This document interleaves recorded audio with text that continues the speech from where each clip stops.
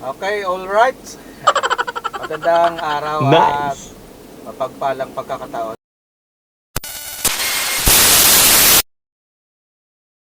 Welcome back po muli sa ating magiging panibagong vlog. Yung magiging ganap natin sa ngayon, subukan nating dumaan dito sa Cavite C5 Link Expressway.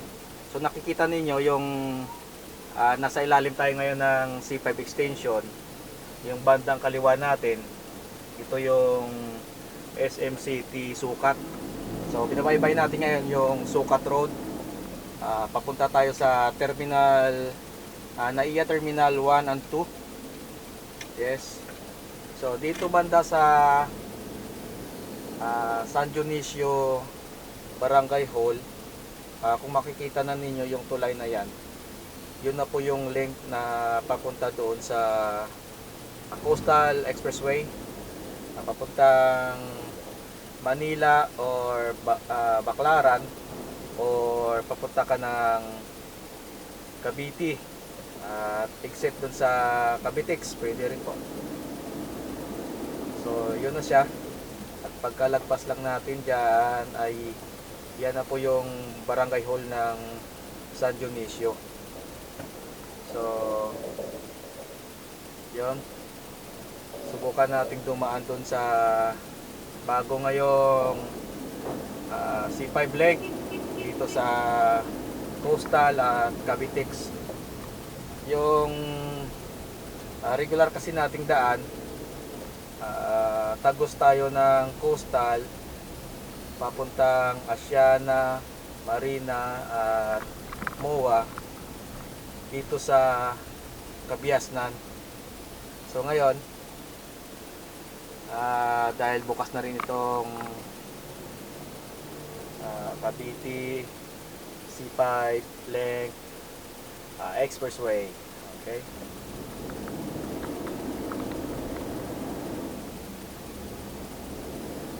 So dito na tayo sa bandang Kabiasnan. Paglagpas lang ng stoplight na yan, kakanan tayo. So may inter exchange dyan, papasok ng C5 Link. Ayun. Ang regular kasi natin na daan dito sa Kabiasnan. So try na natin itong bagong link ngayon papuntang Coastal. Ito siya. Yun. Yung dating simbahan at lupa ng El Shaddai ay nasakop nitong expressway. Ayan o.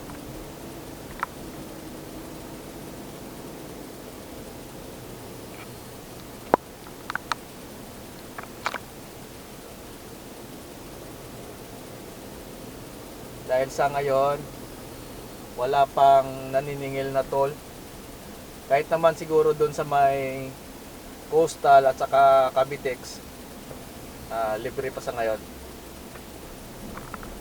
Yun. 1,888. Laki na na. Balance natin siguro yun. Yun. Oy.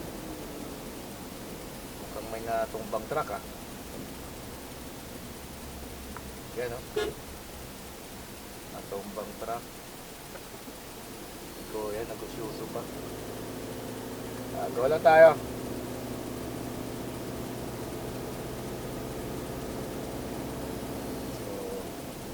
Yun na yung SM City Sukat. So sa mga ngayon lang nakadaan dito sa aking channel, ay inaanyayahan ko po kayong mag like, comment at subscribe. Sana mapaabot nyo hanggang dulo. Mabilis lang to, wala pang 5 minutes ito. Tuloy-tuloy pa rin yung kanilang develop o kanilang pagsasaayos, kasi hindi pa totally ito tapos. So may mga ilan-ilan pa pinipinis o pinaparnish yung mga pintura. Ayun na nga, yung sa ilalim nito sa bandang kanan natin, ito na yung San Dionisio. San Dionisio,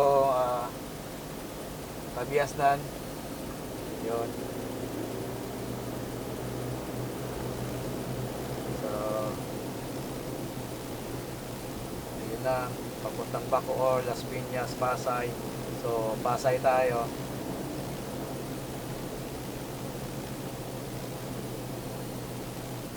Okay. Yun. So, ayun. May naka-arong Manila. Manila tayo. Cavite C5 length, end of expressway. Tubaco, Las Piñas, Manila, Pasay.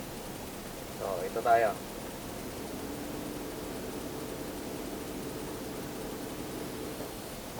So, ito na yung Coastal Expressway. Yun. Malamang itong Kabiasnan dito na inter-exchange ay baka isasara na yan balang araw. At dito na tayo pinapadaan sa bago ngayong C5 length expressway. Medyo siguro mas mahal ang magiging toll gate dito kaysa dito sa may Kabiasnan. So yon. At kung umabot kayo dito sa portion na to ng aking video, marami pong salamat sa inyo.